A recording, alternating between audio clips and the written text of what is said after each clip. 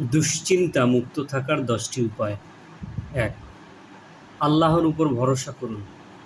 নিয়মিত নামাজ, দোয়া ও কোরআন তেলাওয়াত মনকে শান্ত রাখে এবং দুশ্চিন্তা কমায়। ২.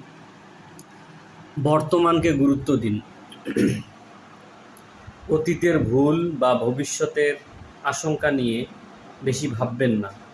আজকের কাজ আজকেই করুন। ৩. নিয়মিত ব্যায়াম করুন। হাঁটা, দৌড়ানো বা হালকা ব্যায়াম শরীরকে সুস্থ, হরমোন বৃদ্ধি করতে সহায়তা করে এবং মানসিক চাপ কমায়। ৪. পর্যাপ্ত ঘুমান। প্রতিদিন ৭-৮ ঘন্টা ভালো ঘুম মানসিক স্থিতি বজায় রাখতে সাহায্য করে। ৫. সমস্যার সমাধান খুঁজুন।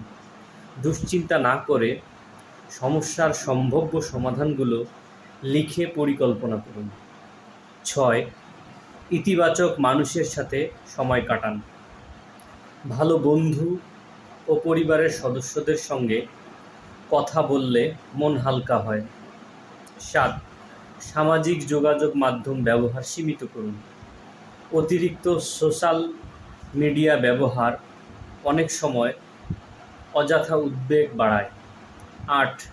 নিজের পছন্দ মতো কাজ করুন।